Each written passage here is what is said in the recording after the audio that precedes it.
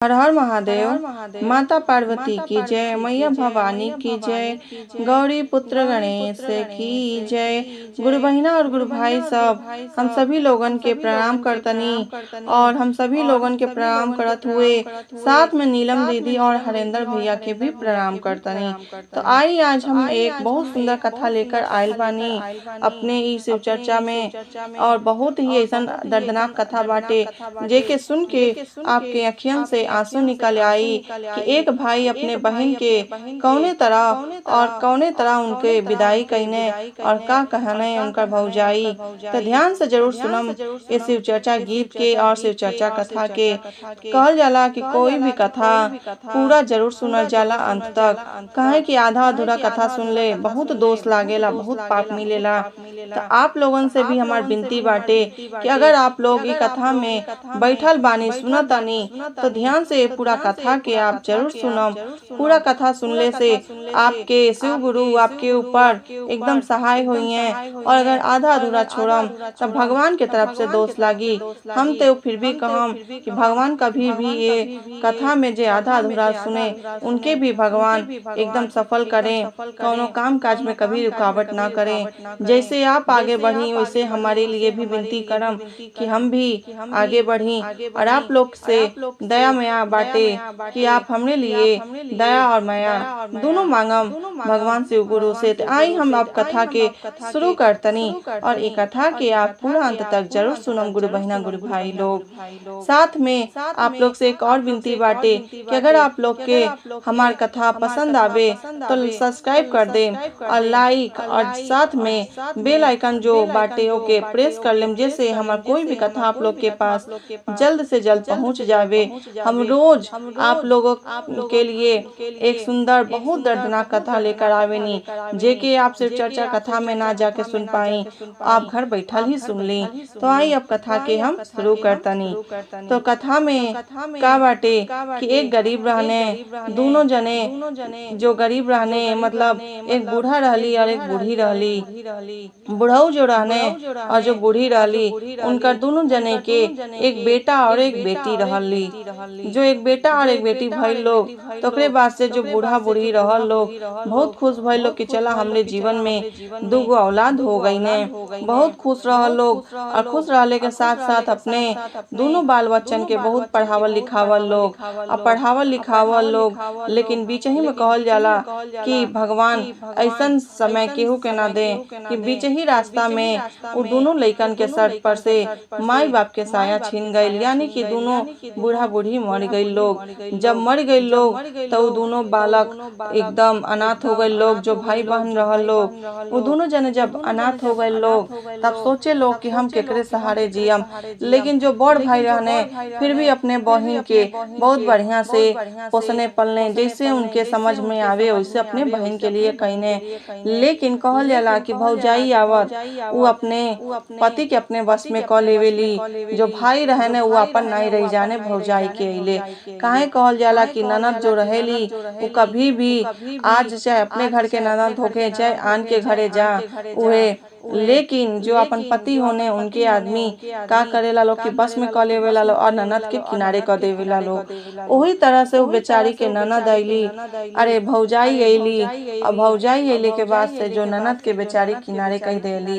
कहे कि तो रोज शिव चर्चा में जाले, तो रोज काम क लेवेला शिव चर्चा में सुने चल जाले। काहे कि शिव गुरु के भक्त रहली बचपन से। तो जहाँ भी शिव चर्चा कथा हो के हमेशा शिव चर्चा कथा सुने चल जा, और रोज नित्य प्रतिदिन का करें कि वो एक शिव मंदिर रहल उनके घर के पास, वहाँ पूजा करे जा। और अगल बगल गांव में हो या अगल बगल घर में कभी भी शिव चर्चा होके तो अपन पूरा घर के काम काज करके कि हमार भौजाई हमके कुछ बोल ना पावे, यही कारण से बेचारी सब काम करके और उचल जा शिव चर्चा कथा सुने। लेकिन रोज जो उनका भौजाई रहली देखत देखत सोचत रहली कि अब तो हम इनसे परेशान हो गल बानी कि ऐसा लड़की बाटे सब काम कई लेवेले, और ओकरे बाद से चल जाले शिव चर्चा कथा सुने। हम एके कैसे रोकी कैसे का करी, ऐसे ही सोचत सोचत रहली। तो एक दिन अपने पति से का कहतली कि आप इनके लिए कोनो ऐसा लड़का देखी कि जो न शिव चर्चा कथा जाके सुन पावे और न कभी उन कुछ कर पावे, यानी कि ऐसा लड़का खोजी कि कहीं न मंदिरवे पास में रहे, न कहीं कुछ ऐसा घर दुआर रहे कि वो शिव चर्चा कथा में दो पैसा या दो कुछ भी लेके जा पावे। उनका भौजाई जो रहली ऐसे कह देली अपने पति से। तो उनकर भाई जो रहने कहने ठीक बा, अपने मेहरारू के बात मान के का कह दे ना अपने बहन के लिए, ठीक बा हम इनके लिए ऐसा खोजम। लेकिन जब एक दिन ऐसा आयल कि उनका दिमाग में बैठ गल कि चला आज इनके लिए लड़का देखी आवल जा। जब लड़का देखे गई ने तो देखत देखत रहने तो एक पेड़ के नीचे एक आन्हर बैठल रहले और उनका बूढ़ी माई बैठल रहली। ओही के घरवा के मतलब जहाँ बैठल रहलो ओही से थोड़ा दूर पे ही उनका झोपड़ी रहल। तो कहत का बाने कि हे बूढ़ी माई, अपने लड़का के शादी हमरे बहन के साथे कई देहल जाए। तो कहत का बाड़ी कि हमार बेटा ते अंधा बा, वो कैसे कमा के खिया पाई और कैसे आपके बेटी के खर्चा चला पाई। तो कहत का बाने कि हमरे बहन के कुछ नहीं चाहिए, वो बहुत गुणवान बाड़ी, बहुत ही अच्छा बाड़ी, उनके ऐते सब दूर हो जाई। लेकिन वो तो ऐसे ही कह देने उनके मन रखे खातिर ओ जो अंधा रहने उनकर महतारी के।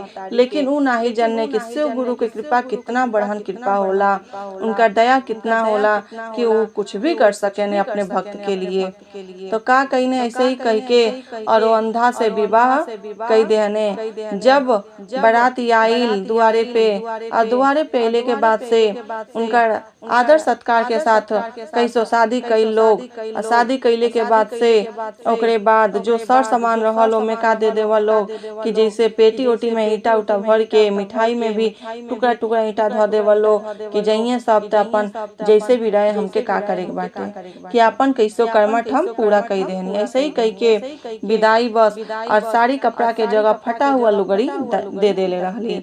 तो ओकरे बाद से जब उनकर विदाई होके लगल और डोली जब वहाँ से उठल तो तनके दूर पे वो हमेशा शिव चर्चा कथा और हमेशा शिव गुरु के पूजा करे जा, यानी कि शंकर भगवान के पूजा करे जा।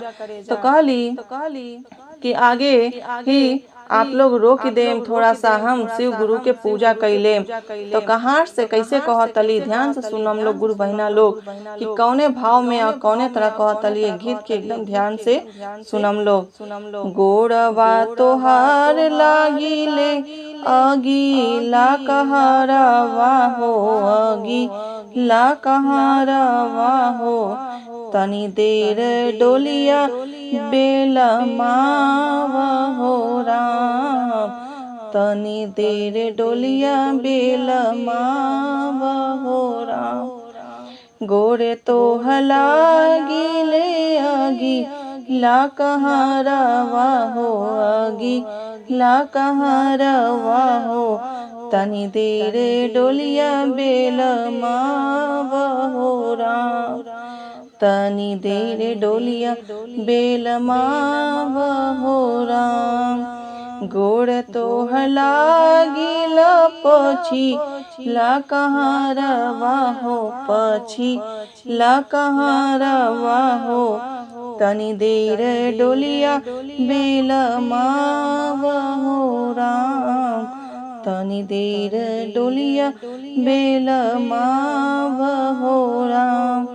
किया हो राम हो गुरु जी के पूजनिया कोई आई हो राम, तनी देर डोलिया बेलमावा हो राम, गुरु के पूजनिया करियाई हो राम। ऐसे कह के दोनों कहार से गुहार लगावे लगली। या गुहार लगौले के बाद से जो उनका बहन रहली ओकरे बाद वहाँ से उठली या डोली में से उतरली या चल गईली शंकर भगवान के मंदिर, उनकर पूजा करे, उनकर कहे सुने। तो जाके वहाँ शिव गुरु से कैसे कहतली और उनके पीछे पीछे उनका जो पति रहने अंधा वो चली गई ने कहने कि हमें रोका, हम उनके पीछे पीछे जाए और जाके शिव गुरु को पूजा करके आए। देखी कि चर्चा जहाँ होला, जहाँ शिव गुरु शंकर भगवान के मंदिर बाटे कैसन बाटे, अरे हम आँख से नहीं देख सके नहीं देखा, कम से कम उनके छू के उनका दर्शन तो कर ले। उगैने शंकर भगवान के मंदिर में दोनों जने पति पत्नी वहाँ गोड़ लागल लोग, और गोड़ लगले के बाद से उनका जो पति रहने बाहर दरवाजा पे वही मंदिर के सामने बैठ गई ने, और वो बेचारी कहली कि हम अपने गुरु जी से हम सारा बतिया कह के आवतनी जो अपने दिल के दर्द बाटे। काहे कि जो होला भगवान ई दूसरे से नहीं कहे के चाहे गुरु बहिना लोग, काहे कि आप कोनो भी बात दूसरे से कहो तो क्यों हंसी, लेकिन भगवान से कहम तो हंसिए नहीं। आपके जो जहाँ पे आपके जैसन चाहिए वैसन आपके मन भावन लायक बना दिए। तो यही से कहल जाला कि कभी भी अपन दिल के बात दूसर केहू से नहीं कहे के चाहिए, हमेशा अपन जो गुरु हमें जे के मान लेवल जाला वही से कहे के चाहिए, यानी कि भगवान से कह देवे के चाहिए। शिव गुरु सबसे बड़ा महान हमें और सबसे भोला हमें उन्हीं से कहे के चाहिए। तो ओकरे बाद से कैसे कहत अली शिव गुरु से, ध्यान से सुनम गुरु बहिना लोग। बाबूजी रहते तय गुरु जी, सुंदर बरवा खोजते हो, सुंदर बरवा खोजते हो। भैया कैले आन्हरा से बियाह हो राम, भैया कैले आन्हरा से बियाह हो राम। बाबूजी रहते ते गुरु जी, सुंदर वरवा खोजते हो, सुंदर वरवा खोजते। भैया कैले आन्हरा से बियाह हो राम। तो ओकरे बाद से अपने माई के याद करके का कहत अली, माई हम रहती त गुरु जी, माई हम रहती त गुरु जी, सुंदर सरिया देहती हो, सुंदर सरिया देहती हो। भाभी दिहली फटई लुगोरी हो राम, माई हम रहती तो ए गुरु जी, सुंदर सरिया देहती हो, सुंदर सरिया देहती हो। भाभी दिहली फटही लुगोरी हो राम, भाभी दिहली फटही लुगोरी हो राम। फिर अपने भैया के याद करके का कहत अली, माई हम रहती तो अच्छा गहना देहती हो, अच्छा गहना देहती हो। भाभी दिहली पीतरी गहना हो राम, भाभी दिहली पीतरी गहना हो राम। माई हम रहती तो गुरु जी, अच्छा गहना देहती हो, अच्छा गहना देहती हो। भाभी दिहली पीतरी गहना हो राम। ऐसे कह के शिव गुरु से लिपट के रोवे लगली और कहे लगली, लेकिन शिव गुरु का कहने कि कौनो बात नहीं कि तू जा और तुहार पति देखिया कि कैसे उन्नीक हो जाइए। जैसे वहाँ से मुड़त अली देखत अली कि हमार पति हमने लगे खड़ा बाने और हमरे देखत तने हारा हम उनके देखत तनी। दोनों जने देखे लगल लोग एक दूसरे के, और जब उनका आँख सही हो गई उनका पति के, तो कहत का बाड़ी कि हमरे पति के हे भोला, हे शिव गुरु आपके ही दया से इनका अखिया सही हो गई है। और घरे वहाँ से जब गईली, यानी कि जब फिर दोबारा वहाँ से शिव गुरु से भेंट करके डोली में बैठ गईली, और डोली में बैठले के बाद से अपने ससुरा गईली, तो वहाँ पहुँचले के बाद देखा तली कि हमार जो झोपड़ी रहल लागत यहाँ महल हो गई बाटे। उनका जो अंधा पति रहने कहत तने हमार झोपड़ी कहाँ गई, तो सब केहू कहत का बा कि हे है आपके महल, ई झोपड़ी रहल है, ई महल हो गइल बा शिव गुरु के कृपा से। उनका बहुत आदर सत्कार भइल अपने पति के। और जो उनका सास रहली जो अंधा के माँ रहली, कहली कि हमार बहू के अइते पतो के अइते हमरे घर में इतना बड़ा सब कुछ हो गइल, सब कुछ बदल गइल। हमार बेटा रहले अंधा, उ निमन हो गई ने। हमार पति जो रहने उहो निक हो गई ने। उन्हों के हमेशा बीमारी रहत रहले, बीमारी से ठीक हो गई ने। और जो यहाँ झोपड़ी रहल महल हो गई, नौकर चाकर हो गई ने, हर एक चीज के वहाँ सुविधा हो गई। ओकरे बाद से जब घर में गईली तो बैठावल गईल, कोहबर भइल, सब कुछ भइल बढ़िया से। फिर ओकरे बाद जैसे थोड़ा समय बीतल तो उनका पति कहतने कि ऐसन बाटे, जा वो डिब्बा में से थोड़ा मिठाई लेकर आवा, मीठा उठा गुरु लेकर आवा, थोड़ा पानी पी ली, हमके प्यास लागल बाटे। तो सोचत अली कि अब कैसे का करी, कि अब तो हमार भाई देले बाने ईटा पत्थर में, कैसे का करी। जो सामान बाटे में हमार भाभी देले बाटी फटई लुगड़ी, तो कैसे हम साड़ी दिखाई, कैसे अपने सास के भी सोचे लगली कि कैसे जब सास कली साड़ी दिखावे के।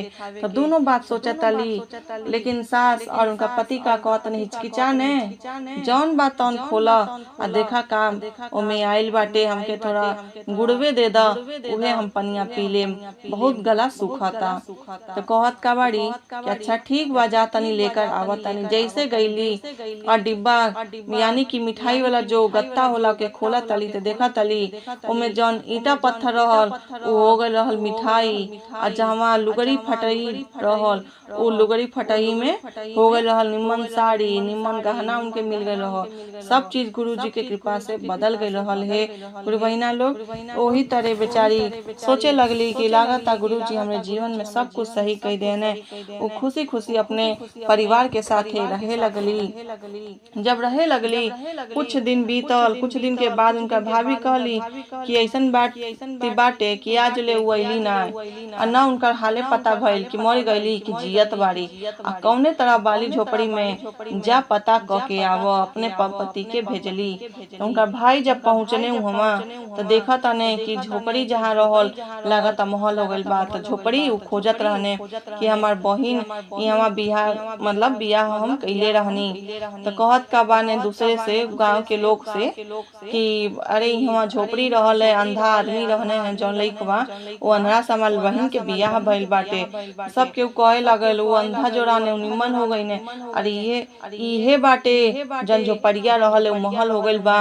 और घर में जौन बाने नौकर चाकर बाने, अब बहुत बढ़िया से राउर बहिन राज करेली। तो सोचे लगने, जब दुआरी पे पहुँचने तो दुआर पे पहुँचले के बाद से जब सुनली कि हमार भाई आइल बाने, तो भाई के लगे गईली और कौने भाव में कहतली अपने भाई से कि ओ ही दिन तक कैला भैया आना, रास बियाह वाहो आना, रास बियाह वाहो, अब काहे आइला हमरा दुआरे हो राम, अब काहे आइला हमरा दुआरे हो राम। ओही दिन तक कैला भैया अनहरा से बियाह वाहो, अनहरा से बियाह वाहो, अब काहे आइला भैया हमारा दुआरे, अब काहे आइला भैया हमारा दुआरे। किया हो राम हो आजू काहे आइला भैया हमारा दुआरे। ओही दिन तक कैला भैया अनहरा से बियाह वाहो, अनहरा से बियाह वाहो, काहे आइला हमारा दुआरे हो राम। तनिको न सोचला भैया टुअरी बहिनिया हो, टुअरी बहिनिया हो, कई दिहला अनहरा से बियाह वाहो राम, कही दिहला अनहरा से बियाह वाहो राम। तनिको न सोचला भैया टुअरी बहिनिया हो, टुअरी बहिनिया हो, कई दिहला अनहरा से बियाह हो राम। केहू ए भैया हम कुछ न बिगड़नी हो, केहुए के ए भैया कुछ न बिगड़नी हो, कुछ न बिगड़नी हो। भोले बाबा हो गई न सहाया हो राम, भोले बाबा हो गई ने सहैया हो राम। केहू के भैया कुछु न बिगड़नी हो, कुछु न बिगड़नी हो। भोले बाबा हो गई ने सहैया हो राम, किया हो राम हो। भोले बाबा हो गई ने सहैया हो राम।